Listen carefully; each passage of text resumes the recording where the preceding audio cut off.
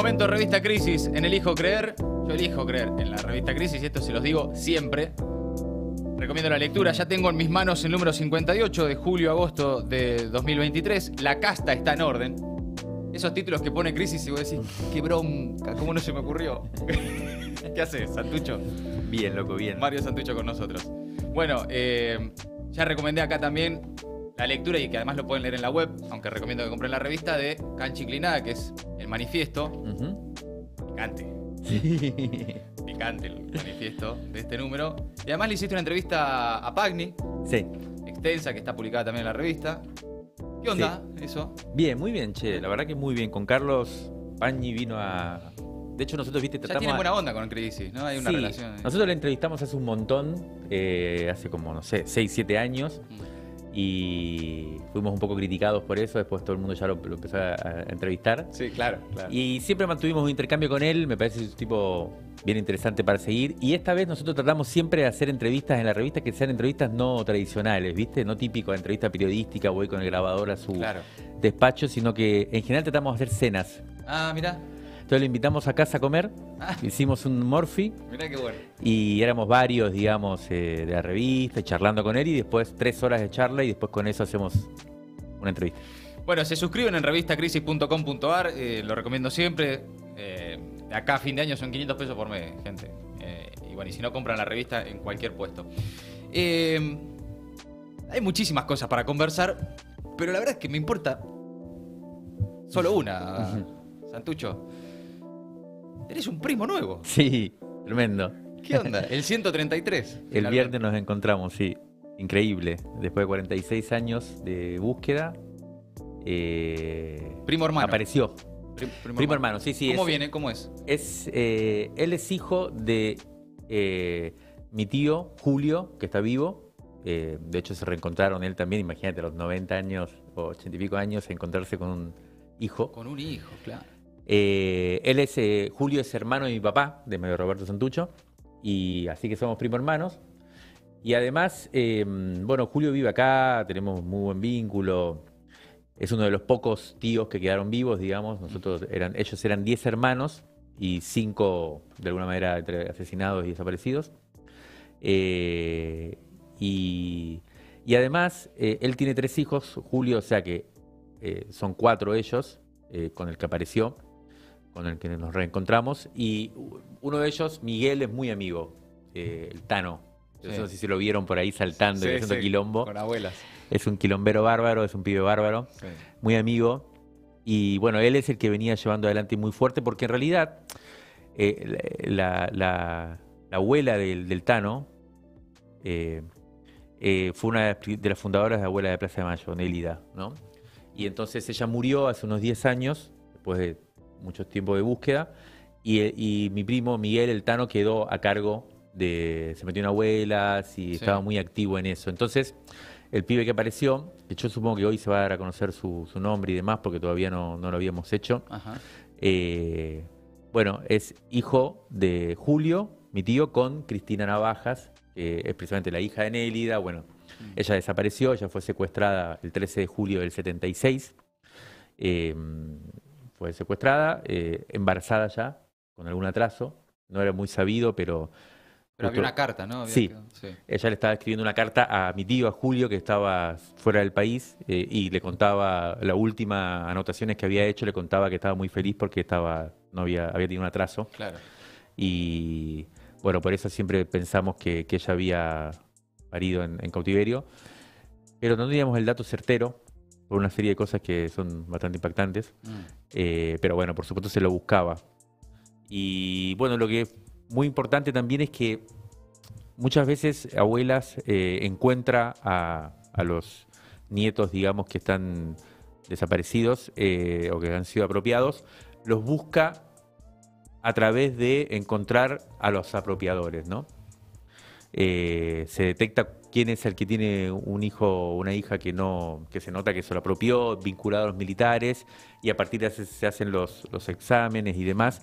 Y eso es un poco siempre complicado, porque muchas veces mismo los chicos no quieren saber mucho, ¿viste? Todo eso siempre a través de procesos judiciales, ¿no? Investigaciones En ese de caso datos sí. que van llegando. En este caso, en el 133, Claro. en el de mi primo, fue de otra manera. Y Sí. eso es la verdad que es importante porque él fue a buscar su identidad, ¿no? Él empezó a una serie de cuestiones que le fueron dando indicios de que él, bueno, primero que no era hijo biológico, que nació en un momento complicado, que su papá era policía bonaerense o su apropiador.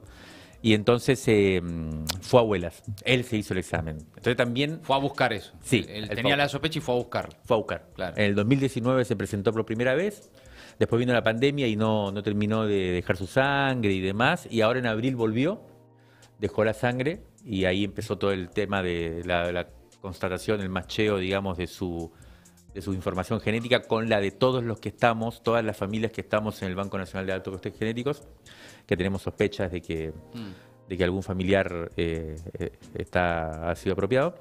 Y bueno, y ahí, el martes de la semana pasada recién apareció la noticia, se lo comunicaron primero a él, a nosotros el miércoles. Y bueno, Impactante, ¿no? Porque 133, pero cada persona es igual de impactante.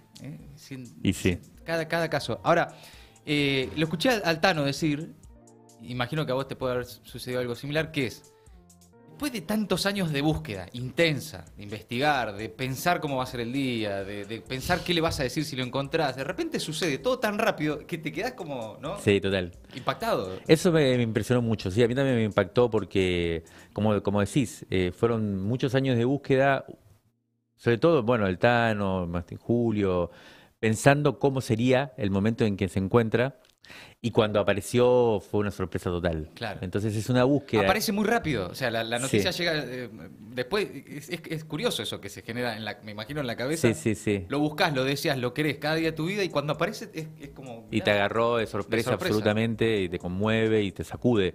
Entonces, sí, es tremendo. Bueno, es Claro. una cosa bien interesante, ¿no? Como eso, uno dice, hay muchas preguntas que no tienen respuesta, porque eso es lo importante. Bueno, en este caso también hay una búsqueda muy intensa, muy ansiosa, obsesiva, pero que sin embargo, también el Tano decía, y otra compañera también decía que también encontró a su hermano, decía como, es una especie de cacería de fantasmas, ¿no? Claro. Una búsqueda de fantasmas. Claro. Y de repente cuando se encarna, bueno... Hay un duelo ahí también, ¿no? Alguien decía, escuché, porque lo conversaron el sábado a la mañana en el programa de Crisis en National Rock, que empieza una etapa distinta. Exacto, ¿no? sí. Es como a esa búsqueda, a ese Sí. enigma, ponerle la persona, efectivamente Sí. empieza una etapa ahí también compleja, ¿no? Sí, son dos cosas distintas ahí, dos cosas importantes para mí. Primero que, como decís, la verdad que es un momento muy feliz, es un momento de encuentro, es un momento de una alegría tremenda. Uno no puede dejar de pensar de que esto es una especie también de logro, de victoria, ¿no? Claro. Familiar, pero también y sobre todo social y política, ¿no? O sea, acá yo creo que por eso también es tan lindo todo lo que pasa, ¿no? En torno a la aparición, que no es algo que desborda absolutamente lo familiar. Implica un montón de gente, toda la gente que ha participado de este gran movimiento por la memoria, los derechos humanos y demás, y no deja de ser una victoria muy importante contra la dictadura, ¿no? Porque es digamos, es efectivamente una conquista de un elemento de verdad fundamental que tiene que ver con la identidad y demás, y además es desarmar una de las cosas más tortuosas y crueles que hicieron los militares, ¿no? Que fue apropiarse de chicos. Eso es como lo... Sí. Ahora, a pesar de eso, no deja de haber un dejo de tristeza, Ajá. como decías, ¿no? A mí, por lo menos el viernes, sentía un poco eso, ¿no? Porque inevitablemente te viene a la cabeza mi tía, digamos, la mamá de él. Claro. Yo no sabía del todo la historia, o por lo menos no la tenía fresca, pero ahí cuando nos encontramos se recordó y demás que a su mamá la secuestran el 13 de julio, junto con su su cuñada, digamos, que era también mi tía, hermana de mi papá, que es la mamá de Diego Genú. Claro, que estaba Diego también. Y también a otra compañera que también vivía con ella, ya vivían ellas tres en un departamento acá en Warnes, y las secuestran a las tres y quedan los chicos solos ahí en la casa. Queda Diego Genú, queda el Tano y el hermano del Tano mayor, los tres solos en la casa de noche llorando en una cama, se encontraron Nélida. Sin sus tres mamás, sin las Sí. tres mamás que Claro, se las sí. llevaron. Y va Nélida a buscarlos porque le avisa una vecina que estaban los chicos solos ahí llorando y bueno, llegan y están... O sea, todo esto pasó y después, imagínate, la mamá de Cristina, la mamá del chico que apareció, Claro. la mamá del Tano, que fue secuestrada con meses, y pasó todo su embarazo en un centro clandestino, Completo, el embarazo completo. en el peor de los tormentos, Claro. tuvo su bebé, se lo sacaron, ¿Dónde se sabe? ¿Dónde? en Pozo Banfield, parece. Y ella ahí, por ejemplo, también eso, porque Adriana Cargo de la Borde, viste, la Sí. testigo que también estuvo en el centro clandestino de detención, estuvo con ella. Ajá. Y es muy importante porque es la que hace, ¿se acuerdan el famoso testimonio en el juicio de las juntas, que sale en 1985 en la película? Sí, sí. Que ella aparece contando cómo fue que parió en un... Ella estaba con el bebé en en el centro clandestino con Cristina. Cristina ya había parido a este chico, Mm. que ahora apareció, y nunca le dijo que había parido. Porque no le quiso decir para que Adriana no le agarrara miedo de que le iban a sacar el hijo. Mm. Y ahí fue la escena en la cual cuando se lo van a sacar, las mujeres se abrazan y no lo dejan y se pelean con lo... O sea, todo eso también vuelve de alguna Y manera. claro, claro. Entonces claro. es un momento de mucha alegría y también, bueno, cuando pensás en ellas es fuerte, digamos, ¿no? Sí.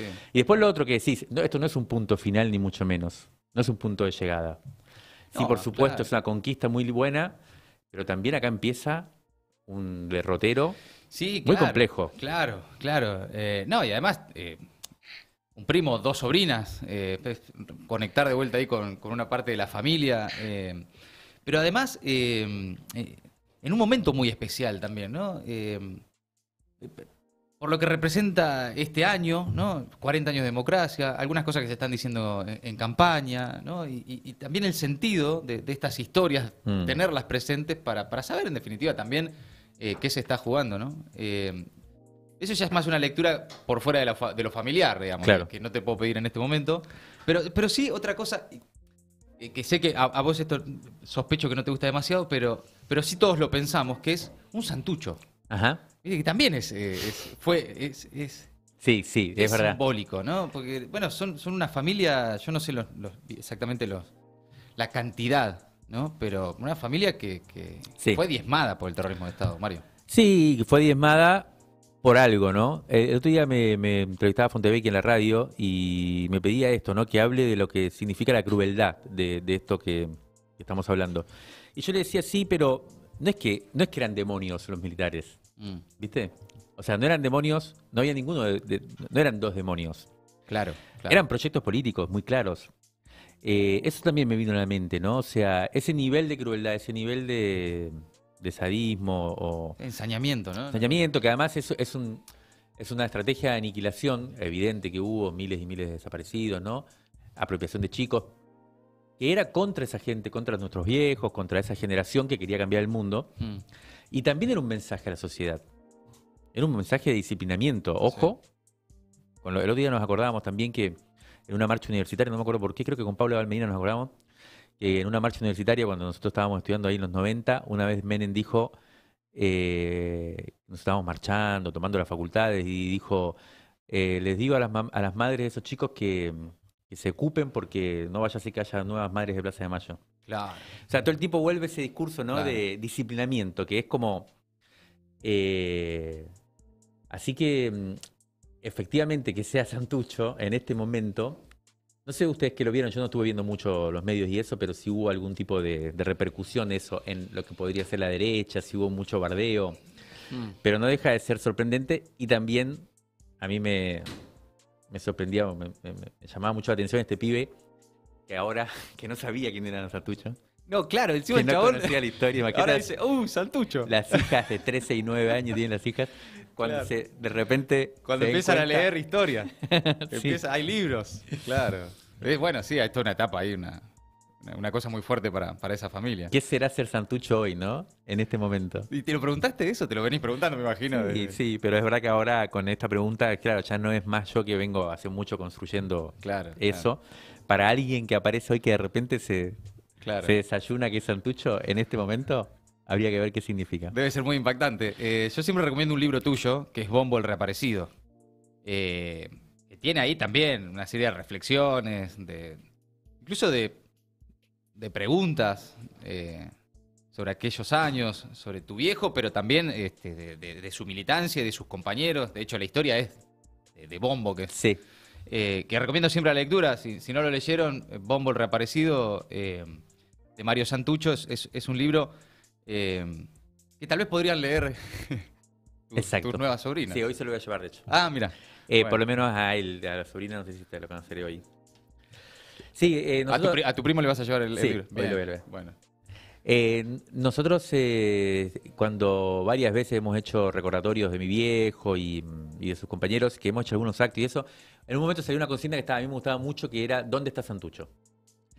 Que en realidad tiene que ver con la búsqueda del cuerpo de mi viejo, porque mi viejo, bueno, es un desaparecido porque nunca nos dieron el cuerpo, pero a su vez fue reconocido como que los militares, el día que lo mataron, dieron la noticia y o sea, la tapa de todos los diarios, se vanagloriaban de eso. Un trofeo fue. Un trofeo. Sí. Pero es un caso raro entonces, porque ellos admitieron que había habido un enfrentamiento donde lo habían matado, pero a su vez nunca entregaron el cuerpo. Entonces es un desaparecido, pero reconocido como tal. Claro. Entonces, por eso siempre decíamos, ¿dónde está Santucho? ¿Dónde está el cuerpo de Santucho? Pero ¿dónde está Santucho hoy, digamos? ¿Qué significa Santucho? Y ya me llamaba la atención que ahora, ¿qué es Santucho para No, claro. No, estos nuevos familiares? muy impresionante. Bueno, Mario, y además un dato que tiene que ver con eso mismo que estás diciendo, que vos lo mencionaste como un dato truculento Sí. de la partida de nacimiento de tu primo. Sí. ¿No? ¿Cómo es eso? Sí, eso es tremendo. Eso también son las cosas que hacían. Son esos mensajes, ¿no? Que incluso me parece que lo pensaron como una especie de maldades para que trasciendan la historia, ¿no? Como Ajá. mensajes, botellas en el mar para que cuando los descubramos, Claro. que él, claro, él, por los cálculos que nosotros tenemos, como decía, por el atraso de mi tía, que cuando ella había visto su atraso, nosotros calculamos que ese bebé debe haber nacido en fines de febrero del 77. Y bueno, en realidad lo escribieron el 24 de marzo del 77. O sea, la partida de nacimiento Claro. dice 24 de marzo. Claro. Como a un año, digamos, del golpe. Claro. Una especie de mensaje así encriptado. Pero bueno, son todas cosas que efectivamente son truculentas, Sí. pero que yo creo que eso es lo más lindo que tiene, lo más importante que tiene todas estas luchas que permanecen y que persisten y que van a seguir, y que eventos como estos la relanzan o la actualizan, que es esa capacidad de transmutar el dolor en alegría y lo que fue una herida en una herida que no se repara más, pero que sin embargo también es la base de un tipo de afecto, ¿no? Y de un tipo incluso de una idea de lo que es la familia que desborda por mucho, ¿no? De una afectividad que construye, que es política, efectivamente. Mario, la última. El otro día Estela decía que bueno, que ellas ya están, ¿no? Que están pasando el mando, pasando la posta, ¿no? Y bueno, ahí está Tano, muchísimos, ¿no? Y muchas familias, y muchos nietos, hijos que van a seguir. ¿Qué ves ahí también, no? Porque es como un cambio de época, ¿no? Sí. Por una cuestión biológica, pero también por una cuestión hasta política, ¿no? Es como Sí. una nueva etapa, ¿no? Parece que se está abriendo. Y en parte porque cosas que se están escuchando hoy, al respecto de aquellos años, hacía mucho que no las escuchábamos. Patricia Bullrich, una mujer con chances reales de ser presidenta, está diciendo que hay que perdonar algunas cuestiones, ¿no? Ya empezaron esa... Y hablar de lo que se inició con la llegada de Macri a la presidencia, que es un proceso de negacionismo, más menos encubierto, pero de negacionismo al fin. ¿Qué ves ahí en esa posta, en eso que viene, en este punto en particular de la lucha por los derechos humanos de aquellos años y también, por supuesto, de la conversación que se está dando hoy, en la actualidad? Sí, bueno, es el gran tema, ¿no? Es el gran tema, porque yo la verdad que, de todas maneras, esto que viví ahora, yo soy bastante, en general, realista y poco optimista. No me gusta mucho el optimismo. Ya me he dado cuenta de varias conversaciones que hemos tenido. Pero y de hecho tengo una discusión con Ofe, que esta vez me parece que le dio la razón a ella, Ajá. por discusiones de esta, ¿no? Con respecto a los derechos humanos y demás. Ella me decía que ella creía, yo siempre digo que no hay nada irreversible. Que ninguna conquista es irreversible, que la idea de nunca más está muy buena como consigna, es importante, pero que es una especie de utopía. Y como utopía está muy bien, pero que hay que saber que lo que uno no construye todos los días y defiende todos los días, no, ninguna institución, ni ningún consenso, Ninguna ni ley, nada. nada de eso te lo va a garantizar. Y Efe me decía que ella quería que no, que hay algunas cosas que están como piso, y que eso, y por ejemplo el tema de los derechos humanos es uno. Yo haciéndome que tenía conocimiento de causa y un par de años más, le decía, no es así. Y la verdad que lo vivimos el otro día, yo creo que de alguna forma, no sé, te vuelvo a decir, no vi mucho los medios, no estuve haciendo un análisis muy integral de cómo pero tuve la sensación de que había como una cosa muy fuerte de algo, de una conquista bastante transversal, digamos, y por todos reconocida. Ahora, en el mismo momento que pasa eso, estamos viviendo un tipo de retroceso a nivel político y a nivel general, como vos decías y que hemos hablado muchas veces, muy grande. Entonces, esa convivencia, yo creo que también lo que nos muestra es que que una época no está hecho de algo lineal, de algo único, que convive eso, convive una lucha que viene hace mucho tiempo y que está vital con oscuridades muy fuertes, ¿no? Y esa es una gran pregunta siempre para el movimiento de derechos humanos, difícil de resolver, porque hemos logrado tanto respecto de la discusión sobre el pasado, muchísimo, sí, pero sin sin duda. embargo en el presente no se expresa lo mismo. Entonces es muy difícil eso, porque no puede quedar solamente como una bandera del pasado. Claro. Nosotros, eso es algo que cuando nosotros en los 90, en ciertos momentos que todo esto estaba, yo siento que el movimiento de derechos humanos estaba mucho más vital, era como mucho más callejero, si querés, era como mucho más rebelde y no tan consagrado y no tan discurso oficial. Era muy importante siempre la vinculación entre eso pasado con las luchas presentes. Y hoy eso es lo que me parece que hay que recuperar. Y ahí el trasvasamiento generacional, que no solo para mí, habría que extenderlo a todos lados, digamos, también a la política, también a los movimientos populares. Debería venir con eso, ¿no? Debería venir de la mano de un reencuentro con las rebeldías y con las luchas de hoy, porque el verdadero sentido, incluso la verdadera justicia, para esa generación tiene que ver con que sus sueños y sus proyectos puedan resurgir y estar más vitales, y no simplemente con reparar los daños de aquella época, digamos. Mario Santucho, en Elijo Creer. Bueno, Mario, para cerrar, recordemos que vas a estar en la transmisión del domingo 13 de agosto con Revista Crisis, Gelatina, El Destape, Futurock, Mate, Siempre Soy y Canal Red. Así que a pleno ese 13 de agosto. Así ¡Qué es. equipo, boludo! ¡Qué equipo! Vamos Los a romper. Avengers, los Avengers. Y recomiendo una vez más, de verdad, la lectura de Revista Crisis. Vayan a leer el manifiesto. Si todavía no leyeron el manifiesto de Revista Crisis, lo agarran así y lo firman. Lo firman abajo. Santucho, gracias. Muchas gracias, Matías, vos. Gracias. Un Bueno, gustazo. cerramos acá, Elijo Creer, ¿sí? Y llega a 3 estrellas. Adiós. En el Q